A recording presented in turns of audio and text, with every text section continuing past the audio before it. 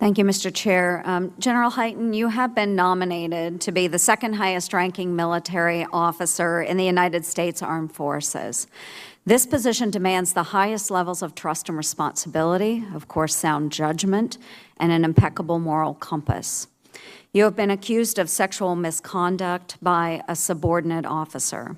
I have reviewed the evidence as well as your performance while serving as the STRATCOM commander.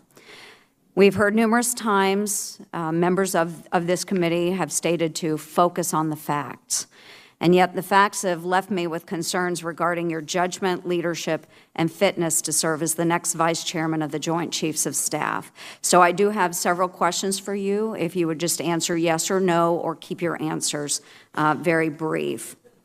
A recent investigation revealed that several subordinates reported their concerns directly to you regarding the alleged toxic leadership style of the Commander Action Group Director, who is an officer under your command. Now, you stated that a small number of people had brought concerns to you. About how many people brought concerns to you? I would say approximately less than half a dozen. Less than half a dozen. What were the ranks of those individuals? Civilian, major, Navy captain. Would you say they're fairly high-ranking, experienced? I would say that pretty much the entire STRATCOM headquarters is a very senior group of people. Absolutely. And how many people serve in the Commander Action Group? None. Just, you only have one CAG director? No, how many people serve in the Commander Action? I'm sorry, I misunderstood the question. Approximately 8. Okay, so you said about half dozen folks brought forward concerns, and you have 8 people that serve. So it sounds like a large number of the CAG brought concerns to you, and these are leaders that are fairly experienced and have a good number of years of service. Nobody on the CAG brought me those. Okay, so these are outside folks bringing concerns to you. Okay, thank you for that clarification. Now, just to clarify, if you go back to the executive session, you'll see I described one individual who came to me to speak for people on the CAG, and that was the one that was the instigator for me to take action. Okay. And despite the fact that you were cited numerous times throughout the investigation as enabling this alleged toxic leader within your command, you didn't take the inquiry outside of STRATCOM for an impartial commander to review or adjudicate, correct? No, ma'am, I did not. Okay. About a month before the start of this investigation on November 14th, 2017, you gave the CAG director a phenomenal officer evaluation report rating her #1 of 71 colonels within your command and evaluated her as having multi-star potential. Is that correct? Yes, ma'am, it is. Yet about 90 days later, after the investigation was completed, you approved a written reprimand of Colonel Spletstozer, correct? I was aware of the written reprimand. That came from the Army Element Commander, but I was certainly aware of it. Okay. During the time that the CAG director was under your command, did you ever formally counsel her in writing about the deficiencies in her leadership or performance? I only counseled her verbally about her language. Okay. Even though other members had brought forward allegations of a toxic leadership? And I translated that to the language that she was using. Okay, but never for any other actions? No, ma'am. Okay, after the 15-6 investigation had been initiated, you actively advocated for her by emailing and calling several other general officers to secure a follow-on position for her.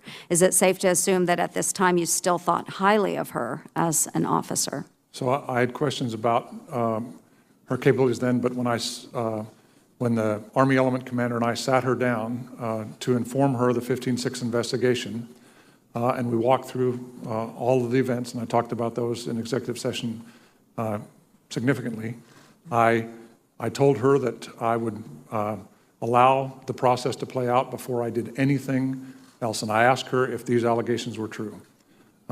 She told me clearly, specifically, concisely, that they were false, that they were not true. She would be found innocent, and I committed to her that I would not treat her any different until I had firm evidence that to the contrary.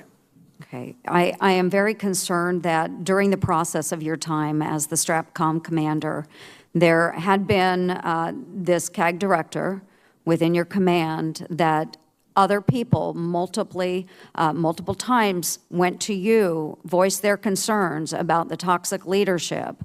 But you did not acknowledge that. You did not do written counseling statements. You did not advise her any differently.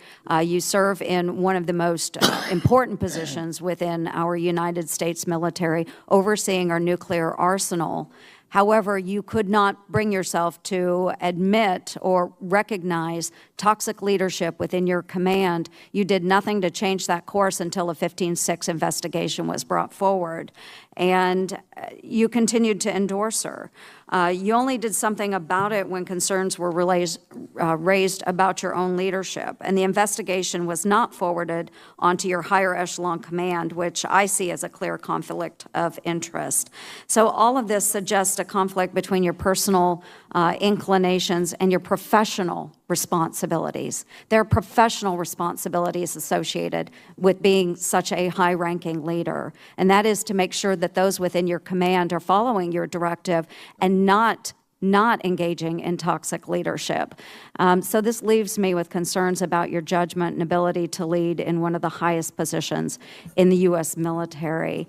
I will listen to the rest of the confirmation process, but I do want to share those concerns today. So thank you very much, Mr. Chair. Senator Manchin. Thank you very much, Mr. Chairman, and thank you, General Hyten, and your family for the services you've given to our great country. If I could ask the first question is, what do you consider the greatest threat the United States of America faces today and in the near future? From my perspective, the greatest long-range challenge is China, because they have the economic power and they're building the military power to challenge us regionally and ultimately globally. Well, back in 2010, I'll never forget, we had at that time Admiral Mullen, and we asked him the question, and he says, the debt of our nation is the greatest threat we face. We're going over $1 trillion again, and the reason I say that, and the good people of West Virginia asked me how we're spending the money for the military, and we have, I'm going to use round figures, around $700 billion is what our budget is, give or take, over and under. And then you look at China, about $250, and then you look at Russia, about 65 billion. And we try to justify why are we so more costly. And then we look at basically the people that we have in uniform. And I think in military we have U.S., we have 1.3 active, another 860,000 reserves. China has 2.2 million active, 510,000 reserves. And Russia has 1 million active and 2.5 million in reserve. But we use probably more contractors at higher cost than any country, all countries put together. And I look at basically the National Guard, reserves, and things that we have specialties in that we could probably utilize a lot greater. Have you all identified that and looked at ways that we could justify and maybe have a little better control of the cost that we're spending right now? So I'll give you a specific example, Senator, because I think the point you raise is a really good one. But we have to work together with the Congress to balance the number of people we have in uniform versus how we're going to use contractors in particular. But in the next generation ICBM, for example, twice in my career, we've basically said we don't need engineers in that program anymore in the military, and we'll just hire it out to contractors. Two things happened with that. Number one, you lose the expertise inside the military, and number two, I'll just say you end up with the fox guarding the hen house. And I'm very concerned about that. I'm concerned about the way we had to put that program in place. We had to structure that program because we did not have the expertise. We need to continue to build that technical engineering support inside our military and continue to work that forward, because that is critical to our ability to do that.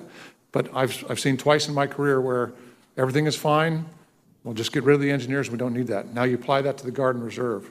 Holy cow, there's things we can do with the Guard and Reserve we haven't even scratched the surface of, because they're in our community. That'd be a high priority of yours then, looking at how we basically utilize what we have and the potential we have to use it better. Yes, Senator, absolutely. I appreciate that.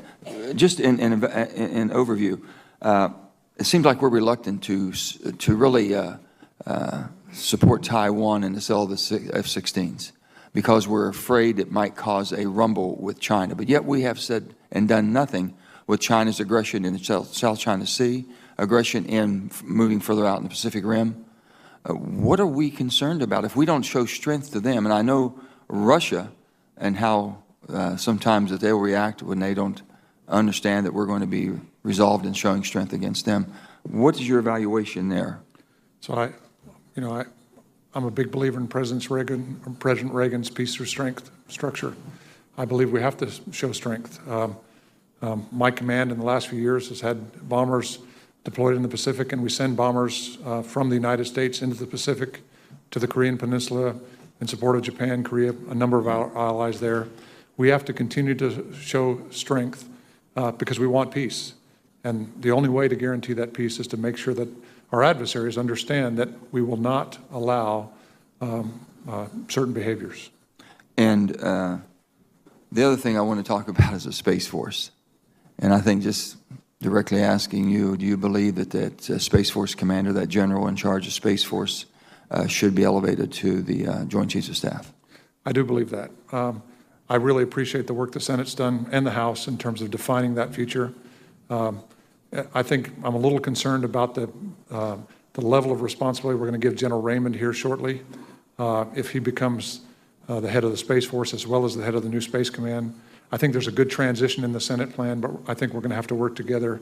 And I hope if I'm confirmed as the Vice Chairman, you reach out to me and ask me to help you work through that, because that's going to be a complicated arrangement. But I think we're in a very good place now across the legislation that's proposed. And you believe it's, as far as breaking out from the Air Force, the space program is the right thing to do? I think it has to be under the Air Force. I think the Space Force should be under the Air Force. It's not big enough to bring out. Sir, that's exactly my point. I just can't get there. I can't get there with the Joint Chiefs of Staff. If it's going to be under the Air Force, and the Air Force has done one heck of a good job all these years, right, why can't we continue with that type of support and command under that? I think it's going to be a similar model to the Marine Corps, where the Commandant of the Marine Corps is a member of the Joint Chiefs of Staff, but the Marine Corps is under the Department of the Navy. I think the head of the Space Force is going to be a member of the Joint Chiefs of Staff at some point, but under the Department of the Air Force. I think that's how you keep that small. That's how you keep the bureaucracy from going crazy. That's why you don't have all the replication of support you'd have to have across the board. Thank you again, General Hyten. I appreciate you being here. Thank you, sir. Thank you. Senator Tillis. Thank you, Mr. Chairman and Ranking Member, for the process that we've played out here. And General Hyten, thank you for being here. Congratulations to your family for your nomination. I want to get an idea of your headquarters staff. How big is it? How many direct reports do you have? The headquarters staff is about 3,500 people. Direct reports is a fairly small number. I would say roughly 10 to 20. Okay, and 10 to 20 direct reports. Over the course of a day, how much time do you spend with your direct reports, and how much time would you spend with your CAG? So over the course of a day, I would spend more time with the J directors, the joint staff of my staff, than I would the CAG director. But when we do travel, I spend more time with the CAG director than I do with the joint staff. So that would be the balance. Now, you responded to a prior question that you had 5 or 6 people come to you expressing a concern with the toxic environment on the part of the CAG. And you said 5 of them, all of them were outside of the CAG, so it wasn't the 8 people working for the colonel. And then one of them came to you and expressed their concerns on behalf of people who report to the CAG. Can you give me an idea of timeline? When did that discussion, was that the last discussion that you had before you ordered the 15-6? No, that was the last discussion I had was in the late fall of 2017, and it's when I ordered a preliminary inquiry into the overall climate of the front office, not just the Commander's Action Group, but my office, the Deputy's office, the Chief of Staff's office, the lawyer, the doc, public affairs, protocol, everybody that was in the front office. Because to be honest, I was still looking at the issue from this might be an Army, Air Force, Army, Navy issue, because Army officers tend to be a little more aggressive, a little more rough around the edges, and I was, and you need to understand, she is brilliant. Yeah. She was doing spectacular work, and so. It is true that you gave a very strong evaluation, but based on your knowledge of the past history, has that been typically true of other assignments that the colonel had? She had up and down in her background. I don't know much about her time as an earlier officer, but I know that there were up and down times in her background. Well, I should have started by saying I want to fully associate myself with Senator McSally's comments, the work that she's done here. I mean, literally, the public needs to understand the hours of research that have gone in ahead of this committee, the nearly 1,300-page report that we've reviewed, every allegation that's been studied, pinned down, and proven to not have any corroborating testimony. I think all that information will continue as we move forward and hopefully vote on your confirmation this week. I want to shift to some local issues in North Carolina and really the housing situation across the country. Are you aware of some of the military housing problems that we have, and can you give me a quick thumbnail on what we need to do to improve it? I'm fully aware of those problems. I've seen those problems. We actually have very good housing at Offutt Air Force Base where I live now, and a great contractor that supports that. But that is not the case in a large number of bases across the country. And I really, when we started down this privatized housing path, I really did not like the model we were putting in place. We were putting in a low-cost model, looking for low bidders to provide the housing that will take care of our families. And can I get your commitment to make sure this is a priority to get it right this time? Yes, sir, absolutely. You know, we're going through the discussion right now on the budget cap still, and if I'm China, I'm hoping that we fail to get this approved, right? If we move into a 3-month sort of scenario on funding and they're into decades-long scenarios on funding, what does that do to your ability to actually achieve any of the goals that are in the National Defense Strategy? It impacts, I mean, the National Defense Strategy has an assumption of stable budgets. Would it be fair to say it'd be devastating? It would be devastating. Even a CR that goes for a few months is going to be impactful. A year-long CR would be devastating. Sequestration would be even beyond that. Thank you. I look forward to supporting your confirmation. Thank you, Senator. Thank you, Senator Tillis. The next one to be recognized will be Senator Duckworth. However, we have 3 votes that are starting. I'm going to go down and catch the first one, come back, and Senator Reed will be following. So you are recognized, and Senator Fisher is presiding. Thank you, Mr. Chairman. General Hyten, I'd like to talk a little bit about the NDS and looking at force projection. We have spent money on F-35s, we've spent money on new capabilities. We're talking about the nuclear fleet. But I do think that we've overlooked the logistics capability or lack thereof within our military. I don't think we have the sea lift hulls, the capability, or the heavy lift airlift capabilities in order to project and sustain our forces abroad for any extended period of time. Would you agree with that assessment? And can you give us your opinion on that? So I do, Senator. I think if you look across the entire Transportation Command portfolio, I think you'll find some of the biggest challenges we have in the military. And it's not just the lift side, not the sea lift side, the airlift side, ground. It's the tanker piece as well. If you look at what we have to do in order to move around the world, we are tied to the logistics train.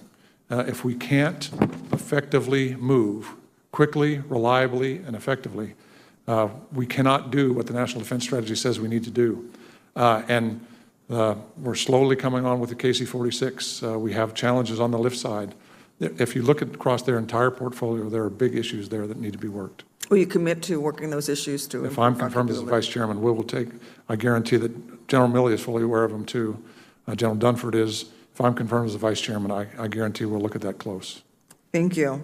Looking to the Indo-Pacific region, if confirmed as Vice Chair, would you make sure that our day-to-day relationships with partners and allies are strong enough to withstand friction with China? One of the things I learned when I went to Singapore, the Defense Forum, the Shangri-La Summit recently, was that many of our, not necessarily allies, but friends in the region feel very much that they are unable to stand up to China because we are not there.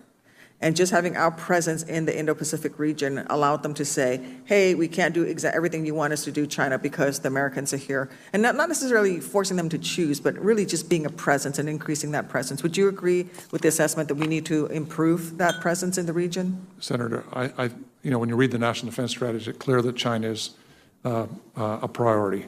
And we have to treat it as a priority, which means we have to be present in the right places. We have to partner with the right nations and build those partnerships over the years. And you can't build partnerships if you're not there. Thank you. I do want to touch on the allegations against you. Is it true that your official cell phone that was reviewed for text messages that you turned over very willingly was wiped in an upgrade process? I read that in the investigation.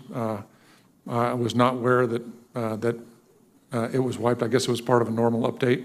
So I have an official phone. I use the official phone. It gets software updates and other updates all the time. To me, it's just the unclassified phone. Okay. What I learned from the investigation and the report was that indeed both yours and the colonel's phones were wiped, and that they were only actually able to review a couple months worth of text, not an entire. So there were quite a few text messages that were not able to be reviewed. In your answer previously to my colleagues about what will you do to demonstrate leadership in the area of sexual assault in the military and solving this problem, your answer was really vague. I really wanted to hear so much more, and for you to say, I don't know enough, and I'm going to wait and talk to the experts, really bothers me, because you've had such precise answers on everything else. And yes, this is a cancer within our military. This is a cancer within our own ranks. And you said that you've been concerned about this since Lackland. So you had over 10 plus years while you've been in leadership to talk about this. And you can't tell us that when you become vice chair, one of the first things you're going to do would be, say, appoint someone to your personal staff whose job it is to deal with this, create a panel that's going to look at this, go out to the military, to the Air Force Academy and personally figure out what's going on. You can't come up with any ideas like that after 10 years of concern. I worry about your leadership on this issue. So as the vice chairman, I'll need to work with the chairman and the services. Most of these issues have to be handled in the services. But as the vice chairman, I'll have a significant role in reaching out to work those issues. There's no doubt. In the United States Air Force, we've gone through multiple programs, green dot programs, respect programs, a number of different And they haven't programs. worked. And they have not worked. So clearly from my background and perspective, and the reason I said what I did earlier, is that I've thought about it a lot. I've worked with people close to me asking what should we do? It is a very vexing problem for me, because every time I see the numbers, they seem to be worse. They don't seem to be better. And we're taking all these actions. And if I was going to, I think those are all good programs too. I think those programs are effective, and I've got good feedback from them, but the numbers don't change.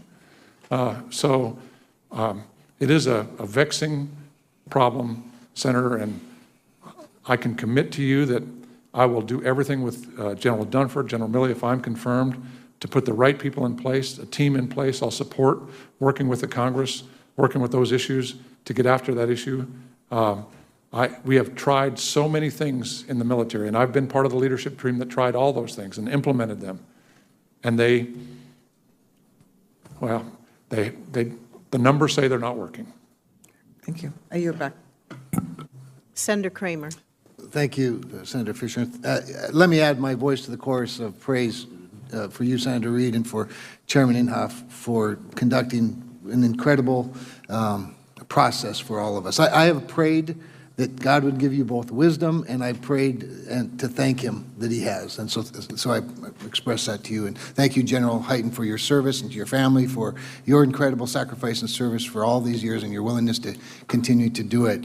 I want to follow up on a couple of the things that have been brought up here. In fact, real quickly, with regard to Senator Duckworth's question about text messages, that same technology of wiping the phone clean does not apply to emails. Is that correct? In other words, all of the emails that were referenced were available. And I mean, I think we've looked at 195,000. The inspectors have. I have not. All the emails are available. All right. I want to make sure that's clear. With regard to Senator Ernst's issue of judgment and the toxic leadership issue, I'm just going to bring up a few things and then just let you respond to them. First of all, She referenced a conflict of interest that I don't believe you had time to respond to, but I caught the distinction that the 15-6 was an Army channel, right, inspection or investigation. Your Air Force, maybe you could help clarify that a little bit, and with regard, again, to the conflict of interest claim. And then if you could also tell me, is there,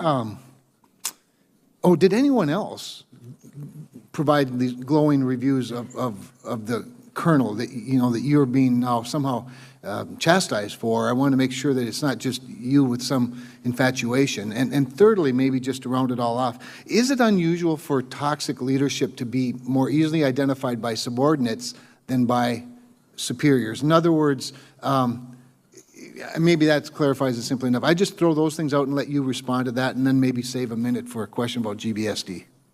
So in terms of other, she was a White House fellow. Very few people in the military ever make it to be a White House fellow. That's one of the highest accolades across the entire executive branch of government, to be a White House fellow. That is significant. That shows you the power of her intellect, and she had 4-star commanders in the past that pushed her to be a White House fellow. My predecessor, when I took command, had nothing but great things to say about her. When I look at a White House fellow, and my predecessor, who's one of the finest gentlemen I've ever met, say nothing but glowing things about her, I'm assuming that this is a spectacular officer. And that's probably, I saw that, and then I saw the continuing great work and all of those pieces coming forward, and that's how the situation started, and that's how we walked down that path. And I assumed that the Army had sent me this spectacular officer, and I saw that in her performance. That's how it worked. So do you think, is it unusual for a boss to view a subordinate through a different perspective than a subordinate's subordinates? That's, this was difficult for me to understand as a commander, because I let that happen in my organization. So the Army Regulation 600-100, that became part of the 15-6 investigation, became very important for me to understand, and I read it in detail. And it was published in 2017 because commanders were having just this problem, that were having problems identifying toxic leaders. And I had never read that before, but when I went through the documentation, I saw exactly what was happening in my organization, but I did not recognize it at first.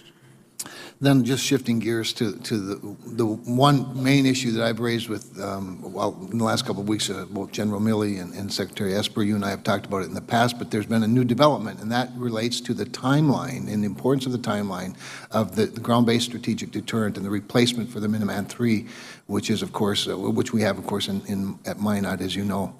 And there are some that, of course, think that we're going too fast, that the whole thing should be delayed, that the Air Force is moving too quickly with the RFP. But now with the back out of Boeing from the process, does that raise concerns for you? And is there any reason that should deter us, if you excuse the expression, from continuing on the path that we're on? Well, I always get concerned when competition disappears from America. Anytime we're in a competitive environment, that puts pressure on schedule, pressure on cost, and we have a higher likelihood of getting delivery of the capability. That's why I was so disappointed when Boeing decided not to compete for GBSD. I'm not in the acquisition world, though, and I haven't talked to the Air Force acquisition or the DoD acquisition leadership about the impacts of that. I know that we have many programs that are well run with a single contractor at this point in the competition. I think that the remaining competitor could be that person, but I have not looked at it in detail. But if I'm confirmed as the Vice Chairman, I will look at that in detail, Senator. Thank you. Thank you for your willingness to continue in this process. I look forward to supporting your confirmation with that. Thank you. Thank you, Senator Kramer. Senator Jones. Thank you, Madam Chairman. And General, thank you for being here. Thank you for your service. Thank you to your family for the service and all that you've been going through. And I especially want to thank Chairman Inhofe and Senator Reid also for the way that this has been handled throughout the investigation. But I also want to thank Dr. Wilson for being here. I will tell you that Dr. Wilson's opening introduction pretty much encapsulated my feelings about all that we've heard, all that we've seen. I don't think there is any better summary than in reaching the same conclusions. And I especially talk about the investigation a little bit because for 38 years I practiced law, and I was both a prosecutor that sat with victims and sat with witnesses and tried to assess not only credibility, but also build investigations around what they said, because that's really where you lead. That's where, and in terms of future sexual assault cases and all, you have to think about that. And I think that's exactly what happened here. But I've also sat with people who have been accused and have done the same thing for my own investigation. So the fact that this has been such an exhaustive, extensive, professional investigation speaks volumes to where we are today and what we've got to assess. So I thank Dr. Wilson for giving that summary. I thank the chairman and ranking member for allowing us whatever time was needed as members of this committee. So having said that, let's move on to some of the things that are pressing that you will find in this job should you be confirmed. General, China, Russia, North Korea, Iran, they're all becoming more and more confident in challenging the United States just below the level of military conflict, what many refer to as the gray zone. And they're doing it with various tools that include cyber, information operations, proxy support, political coercion, and just other means. So my question is, do you believe that the United States has a clear and comprehensive strategy for gray zone competition? And by competition, I don't mean just reacting when something in the world happens. I mean anticipating and deterring that gray zone competition as well. Senator, I don't believe the nation has a clear strategy for dealing with that gray zone competition right now. I think it's a very complicated issue because it is a whole of government issue. It is not just a military issue. It's not something that the military can sit down and say, okay, how do we deal with the gray zone conflict? Because it impacts commerce, it impacts homeland security, it impacts almost every element of our society. And so we have to figure out how to do that together as a whole of government. And it's a different world that we live in. And the way our country is structured, it becomes a little bit problematic to move quickly there. Whereas adversaries can move quickly in there because there's a single decision maker that moves down that path. So we have to sit down and figure this out. I know that we have teams doing that right now. I've asked a team at Stratcom to look at what the Stratcom role in gray zone conflict should be because it is a learning experience right now. The department is looking at that, but it is a whole of government issue. All right, thank you. And I take it, though, I take it from your answer, though, that is being done. It's a priority that you think that we need to do for the future. It absolutely is a priority because it's going to be part of our world for as far as I can see into the future. All right.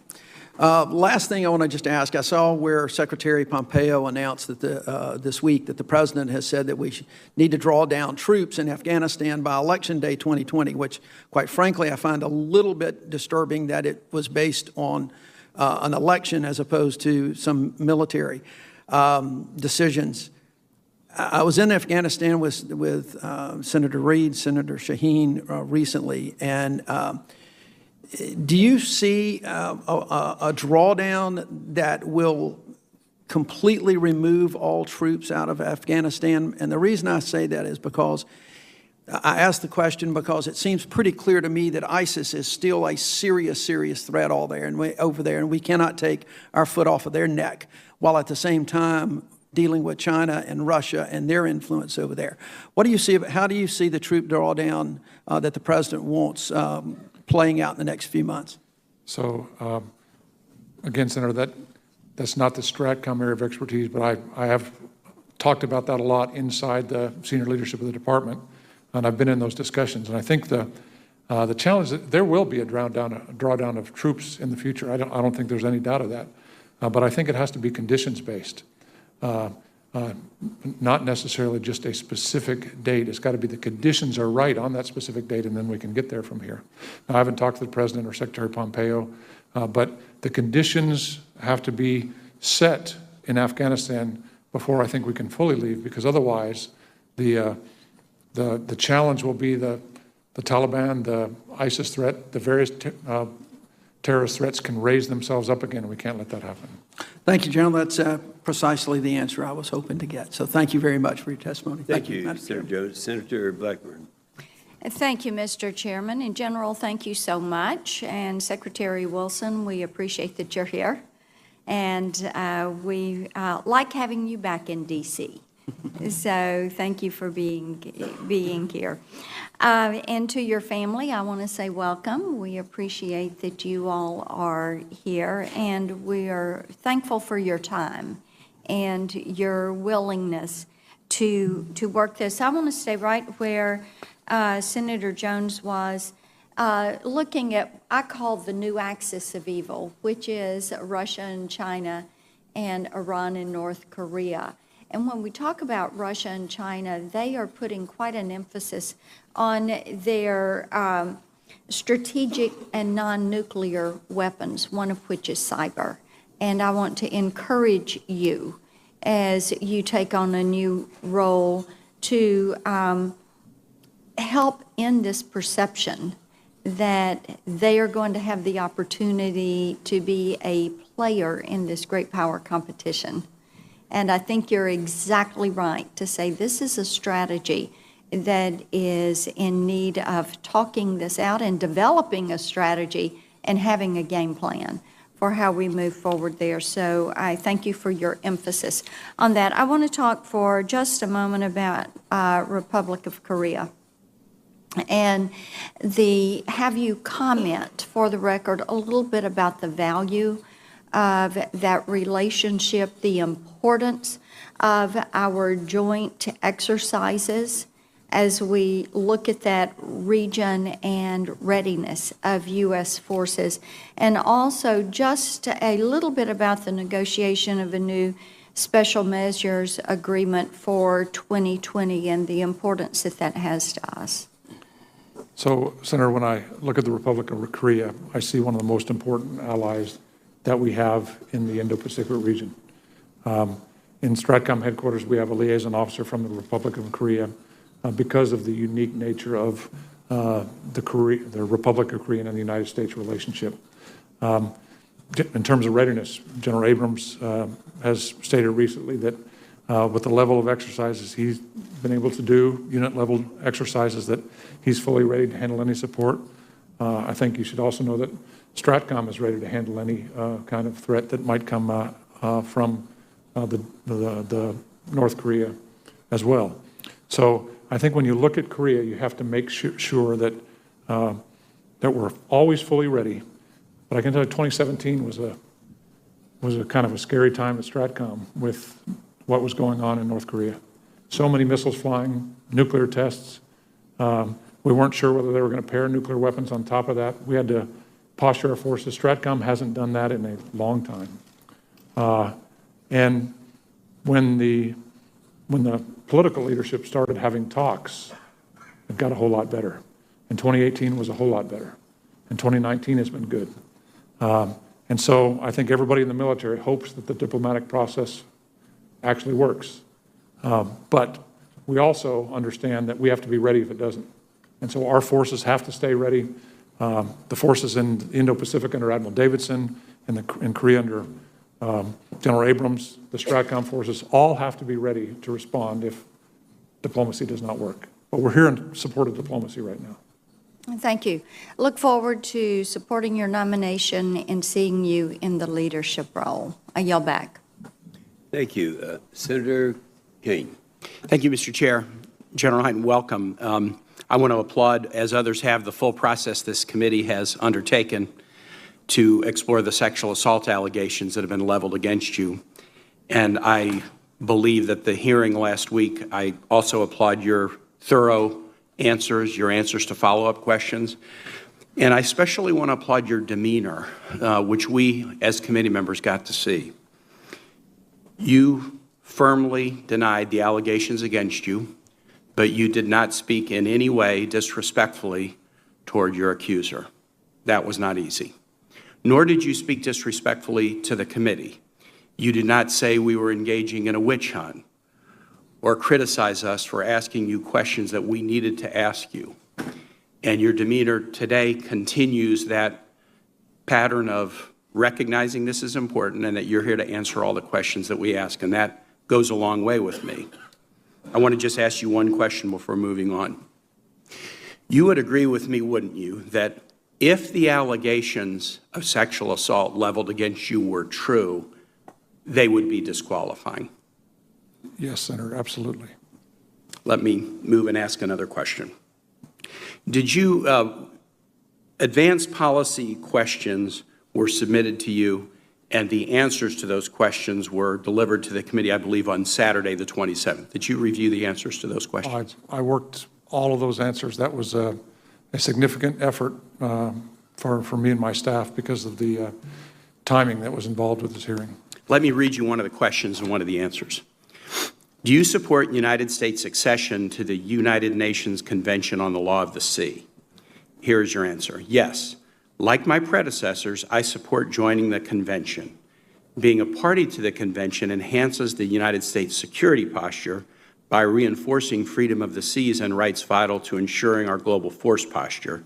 The convention provides legal certainty in the world's largest maneuver space. My colleague, Senator King, asked you the question about whether you supported the United States joining the Convention on the Law of the Sea, and you said, I'm not a lawyer and I don't have an opinion about that. Has anyone at the Department or the administration encouraged you to soften your support for the convention between the time you reviewed and submitted that answer on Saturday and your testimony today? They have not, sir. How would you explain to me the difference between your unequivocal support for the convention in your written answer and your statement today that as somebody who's not a legal expert, you would not have an opinion about the question? All I can say, Senator, is we were going too fast over the weekend. We were just going too fast, and I blew by that one. I read through them all. I looked at them to make sure I understood what they were, but I blew by that. And my belief is that that answer has sort of been boilerplate position of the Department of Defense for many years, that every current and past Secretary of Defense and Secretary of State has said that they support the Convention on the Law of the Sea, and the only time I've ever heard anyone sort of suggest maybe backing away from it is you today. And I just wanted to make sure that we are not seeing either an administration or a department that is changing the position. No, that's not true, Senator. Like I said in my answer to Senator King, I support all the elements that are in there. Right, you support it in we should practically abide by it whether or not we join the convention. Absolutely. So I agree with everything that's in there. I just, I clearly went too fast on my APQs. All right. It's relevant because I was worried if somebody had suggested that you might take a different position today, it would be relevant to another question that Senator King answered, which is, are you going to give your unvarnished advice to the boss whether or not they're going to agree with you? I will always give my unvarnished advice, and when I screw up, I'm going to tell you I screwed up too. And so I'll just say I screwed up. I hope I will follow that same standard. Let me ask you a question about China, and you talked about it a little bit. When General Milley was here, he said for his confirmation hearing that the most important, in his view, the most important relationship in the world in the 21st century is going to be the relationship between the United States and China. And when the history of the century is written, that relationship is going to be critical to how things go. Do you agree with that? I agree with that completely. And would you agree that because of the need to focus on China, not only their military capacity, but they're also competitors in diplomacy, economically, humanitarian aid, otherwise, that if we engage in questionably necessary military activities or focus our attentions elsewhere, we could do so at the risk of allowing China to catch up and exceed us in their capacities, military and otherwise? I think we have to always watch closely exactly where China is, understand what there is. I hope we continue to have a closer military relationship with China so we can understand each other. I think transparency in those areas is very important to building stability as we go into the future. We've tried to do that with the Soviet Union, tried to do that with Russia. I think China is a big piece of that, and I hope we work that in the future. Thank you. Thank you, Mr. Chair. Thank you, Senator Kane. Senator Hawley. Thank you, Mr. Chairman. General, thank you for being here today. I have been part of all 5 of the executive sessions that this committee has held related to your nomination. I've heard you testify at quite some length in executive session. I heard the Colonel, your accuser, testify at quite some length in executive session. I've reviewed the very extensive report on these allegations. I've also reviewed some of the transcripts of your testimony and the Colonel's from our executive sessions just to make sure that I understood exactly what your answers were. I want to give you an opportunity to respond now to some of the allegations very specifically that have been made in public, and in particular, the New York Times. I understand, by the way, that you deny all of these allegations, but let me just give you the opportunity to respond specifically. The New York Times reported on July the 26th that the Colonel alleges that on December the 2nd, 2017, the evening of that day, you came to her room. This is while you're at the Reagan National Defense Forum in Simi Valley. You came to her room and sexually assaulted her. On that specific allegation, December 2nd, 2017, did that incident happen, General? That did never happen. Did you go to her room that night? I've never been to her room, Senator. I just want to clarify that. Your testimony is that you have never been to her room, not only on December the 2nd, but ever, period. Never, sir. On any trip that you ever took? On any trip ever.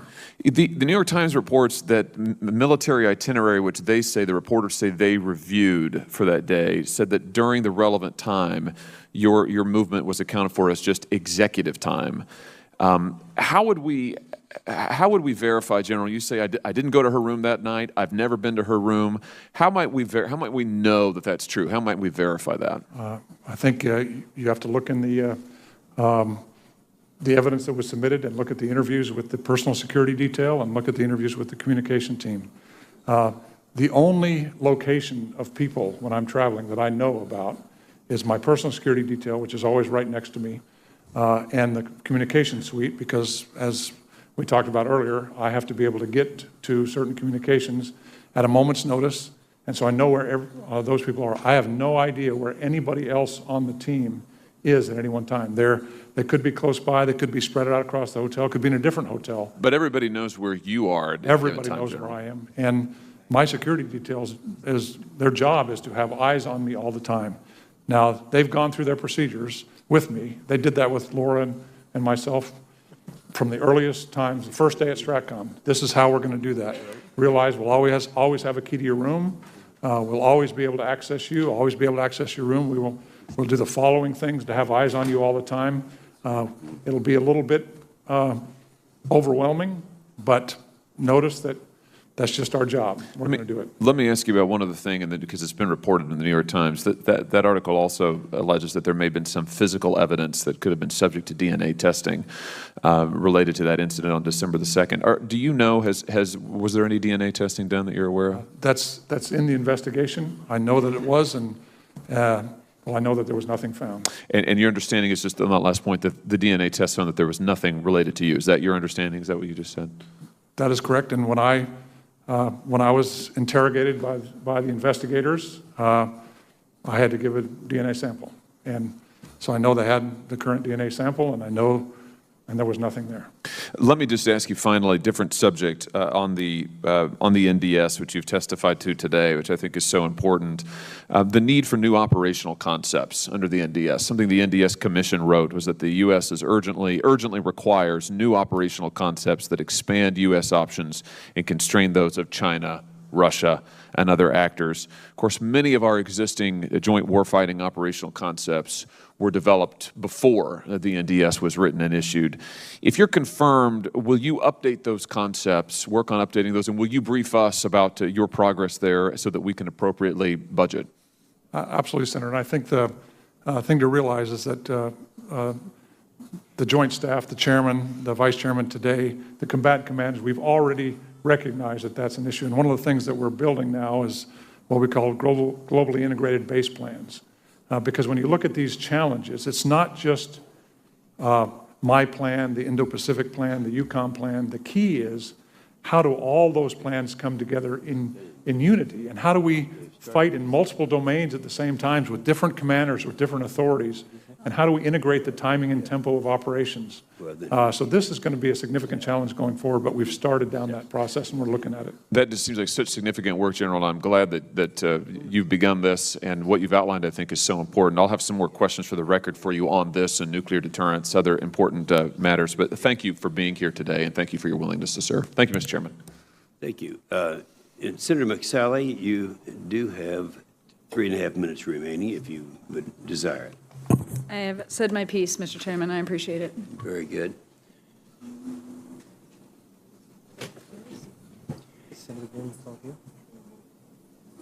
How far out is he? Well, 1 minute away. Okay. Oh, dear. Senator Blumenthal is supposedly 1 minute away, and I'm about to miss the second vote. So you tell me, what do you want to No, we're going to wait a minute here, because he has not had his first. I anticipate we'll have some other members who have voted will want to come back here. I will run down and vote when Senator Blumenthal gets here and come right back. I'm sorry? You want to give it to Senator McSally? Yeah, I think I'll do that. Okay, Senator McSally presiding. Thank you, Mr. Chairman. We'll wait for Senator Blumenthal.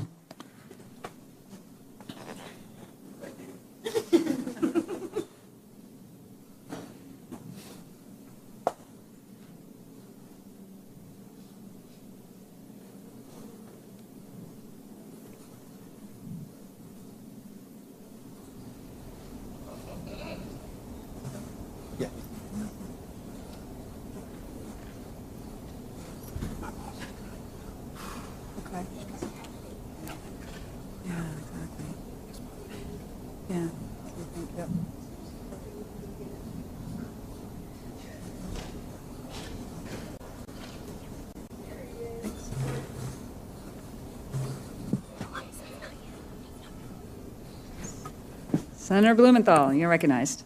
Thank you. Thank you, Madam Chair. Thank you, General Hyten, for your patience, for your service to our nation, and for your family and you being here today. I'm probably the last to ask you questions, and I just want to say for myself that I appreciate your willingness to cooperate with this committee and to answer the questions that you have.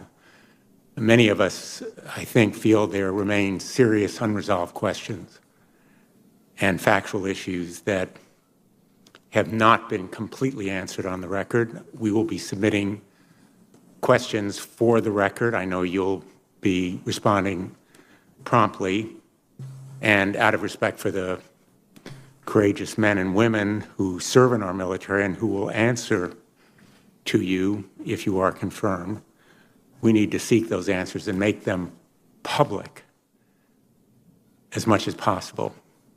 A number of my colleagues have made reference to the truth that has been revealed to the committee in the course of the serious work that we've done and the hours that we've spent and the documents we've reviewed, and all of it has been serious, and I want to say that I admire the work that my colleagues have done. But the public has no access to a lot of this information.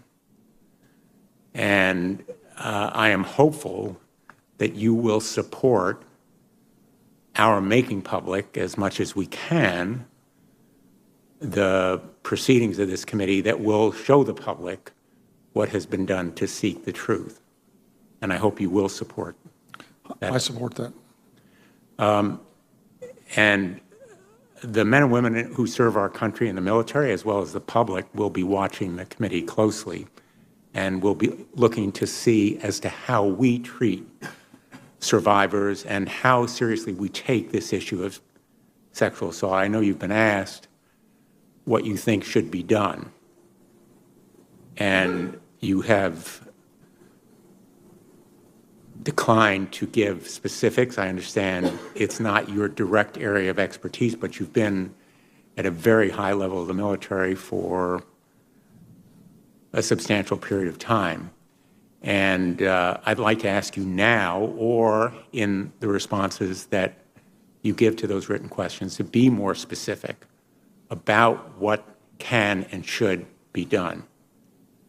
We have asked General Milley about it, and I know he's very attentive to this issue. But I'd like your commitment that you will be more specific in response to these questions about what can be done by way of programs and efforts to value and respect survivors, to take action promptly and fairly in response to complaints about sexual assault, what can be done throughout the military, because you will now have a position of trust. And if you want to be more specific now, I'd welcome it, but if not, I hope in your questions for the record you will be. I will respond in detail in the follow-on questions. But let me just say a couple things, Senator. I think, first of all, the most important thing I can do as the STRATCOM commander, as the Space Command commander, as the Vice Chairman of the Joint Chiefs, is to always hold people accountable. I think that has to be the fundamental precept, is that when we have issues, we have to hold people accountable. And I strongly, strongly believe that. I have to state clearly that it is unacceptable behavior, and everybody has to know that, and it is. And I have to make sure that that victims understand that they can come forward and they will be treated with respect and dignity. They will have special victims advocates that will help them through the process, and their accusations will be treated seriously. And I can tell you, having lived through the last few months, that any victim should be confident in coming forward that their accusations will be treated seriously by the investigators, because these were very, very serious allegations and treated very seriously. Now, as for specific programs, I do not have plans for specific programs as I sit here today. I know we need to develop those programs. I think there's people in this building that actually know more about this issue than I do. I know a lot about space and cyber and nuclear, and I know a lot about leadership, and I understand a lot about this structure. I understand I have strengths and weaknesses, but I'm not an expert in sexual assault. I have to find those people, and I pledge to you that I will do that. Well, I hope we'll see the answers in the questions for the record that I'll be submitting, and others I'm sure will as well. And my time has expired. Thank you. Thank you. And Senator Scott will be here shortly. And I'm sure you know, General, we're in the middle of votes, so thanks for your patience. Senator, I understand completely.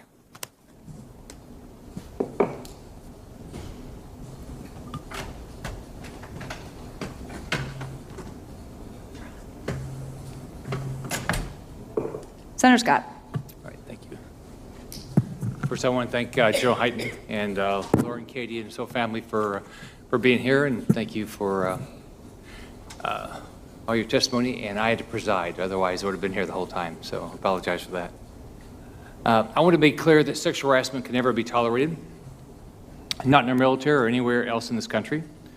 And I'm proud to be working with Senator McSally to end sexual harassment in our military. And I want to thank Senator McSally for all of her efforts during all of the committee hearings we've had to make sure the truth comes out. The claims made against General Hyten are very serious. I can't understate that. And it's so important that we listen and hear every side. We have a process in place here to thoroughly investigate and review any misconduct, and I'm glad we followed that process. The Air Force did an investigation and concluded that there was no evidence to support these claims. Former Air Force Secretary Heather Wilson said this weekend that the Air Force left no stone unturned in this investigation, and the Senate has been thorough as well. Based on what I know of the complete investigation, I believe General Hyten was falsely accused. That's what Secretary Wilson said. This committee has heard firsthand from both General Hyten and his accuser, and we reviewed all of the available information. We have to focus on the merits of the nominees that come before us, and we have to focus on evidence when accusations are made. And in this case, General Hyten's record of service and the lack of evidence to support accusations are compelling. I hope we can find a way to work together moving forward to reject the Hyten partisanship of our current political environment. Now, General Hyten, I want to focus on a few areas that impact our state. The biggest is this, why is Russia doing what they're doing in Cuba and especially in Venezuela, and what do you think the end result's going to be? And what should we be doing that we're not doing right now? So I think, Senator, the thing you have to look at from what Russia is doing is that this part is not just a regional strategy about Cuba and Venezuela. This is a global strategy about influence. And Russia, honestly, does not have many friends in the world. And the friends they do have tend to be troubled. But they tend to reach out to try to influence nations and to partner with nations that can counter the United States and NATO in particular for Russia, and the influence and the global structure that we've developed since World War II. So everything that Russia is doing is in line with that. If you look at what they're doing in Europe, it's in line with that. So this is just a natural part of the strategy that they are pursuing. So with regard to this hemisphere, especially again Cuba and Venezuela, what should we be doing to counteract what Russia's doing, and even what China's doing? Because China's involved, not as far as I know, in Cuba, but clearly involved in Venezuela. I think that we have to work with our partners. It's really a question for U.S. Southern Command and Admiral Fowler. But we've certainly looked at it as all the combatant commands looking at Russia, and I certainly spend a lot of my time looking at Russia. I think what we have to do is always reach out to our partners and build that partnership. We have to have a good partnership with Colombia, a good partnership with the other nations down there. Admiral Fowler's working hard to build those partnerships. And then we have to just point out what is happening, point out the truth, point out Venezuela is a disaster. Cuba, because of the partnership with the Soviet Union and Russia, is a struggling nation.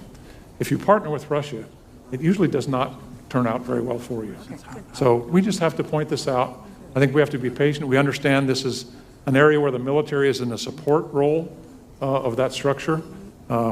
We don't want conflict in our backyard. We don't want that going forward, but we have a role to play to make sure we're always there. I took a trip. I went to Panama, Colombia, twice to Colombia this year, and Argentina, and clearly China's making investments down there, big investments in Panama and in Argentina. Does that concern you? Again, that's the Chinese strategy. And the interesting thing is that Chinese strategy seems to be new on the world stage, and people are surprised by it. But they've announced that strategy in the 1990s, and they've been going down that path for a while. They're using their economic power as international influence. They're building those connections. They're building ports in Djibouti. They're changing the structure of the way the world has been for a long time. And we have to be cognizant of that, aware of that. Again, they're a strategic adversary, but they don't have to be an enemy. So we have to work with that. The military has a huge role to play. We always have to be ready. We also always have to be present.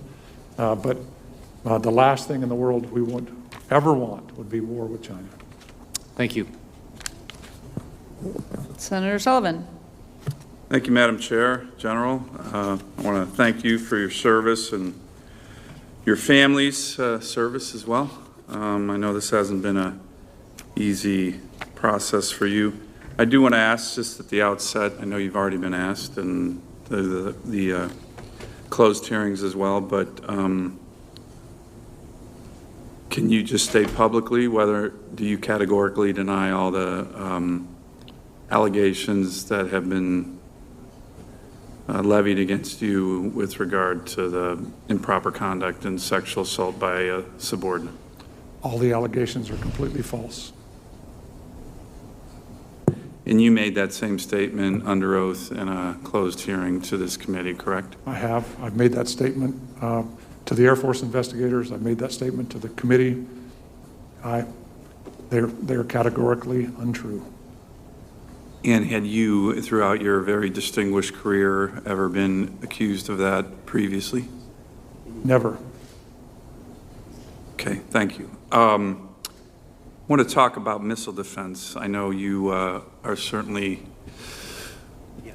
one of our nation's experts. You may have seen the news. I actually just got off a plane from Alaska, so I apologize for being a little bit late. But as you know, my state is the cornerstone of our nation's missile defense, but also an increasingly important testing ground for our nation's missile defense and those of our allies. We had a reported very successful missile defense testing that was out of Kodiak, Alaska, that was reported over the weekend. Can you talk a little bit about that and how you think that plays to the strengths, but also protecting not just the United States, but our allies, particularly Israel? You bet. That was the Israeli aero test out of Kodiak, southern part of Alaska. Very successful test. Very important from a missile defense perspective. In general, any successful test is good. Actually, any test is good because you always learn from testing, but also builds our partnership with the Israeli Defense Force and that structure. Missile defense needs to be an international capability. We need to be able to partner with our allies in terms of how we defend ourselves too. Missile defense requires a spectrum of capabilities, and it requires sensors, it requires command and control, it requires interceptors, it requires directed energy, new technologies. We need to be pursuing that because we're going to have significant missile threats and emerging missile threats that we're actually not dealing with yet in the very near future. Well, one piece of, I think, good news that's come out of this committee over the last 3 or 4 years is the bipartisan advancements that our country has made with regard to missile defense, both as reflected in the NDAA and also the Trump administration's focus on this. You might recall the President unveiled the Pentagon's Missile Defense Review with the Vice President, with the Secretary. I believe you were there a couple months ago. If confirmed, will you commit to continuing to work with this committee and the Congress on continuing to advance missile defense, whether it's more capability as we have at Fort Greely in terms of fields or radar sites or space-based sensors? I pledge to do that, Senator, absolutely. Let me ask another issue. I've raised it with General Milley and now Secretary Esper, but I want to get a commitment for you to come back to Alaska and tour what Billy Mitchell referred to as the most strategic place in the world. Can I get that commitment? Sir, if I could go to Alaska tomorrow, I'd be there. Good. Well, we'll take you up on that. But I see Secretary Wilson here smiling. But one issue I do want to mention is we will have, by the end of next year, over 100 fifth-generation fighters, F-22s and F-35s. We're looking at, the Air Force is looking at the OCONUS deployment of KC-46s. So we have very old tankers in Alaska, 50-year-old tankers.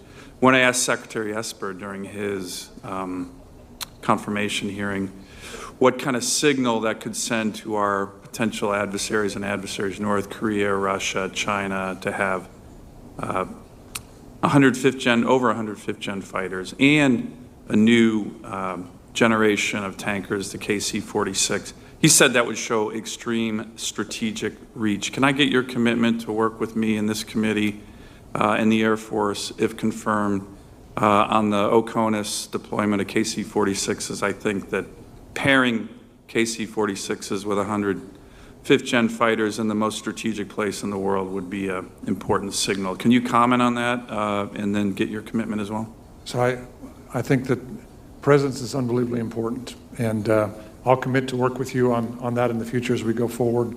I think we have to have some mix of those capabilities in Alaska, and if I'm confirmed, I'll continue to work those forward. Alaska is an interesting place, though. The next time we're in a classified hearing, I'll just talk about some classified exercises we play in Europe, where Alaska can be a very, very interesting game changer in how people look at the United States posture because of the unique location it is on the planet, both to the west of Alaska and to the north of Alaska. It's just an unbelievably strategic location. So we have to figure out how to effectively do that. There's always going to be a force balance that we have to work through. That'll be challenged, but there's no doubt that Alaska is this unbelievably important strategic asset for the United States. Thank you, General. Thank you, Mr. Chairman. Thank you, and thank you, General, and thank you, Laura, your whole family. We're adjourned. Thank you, Mr. Chairman. And we'll check in. Yeah.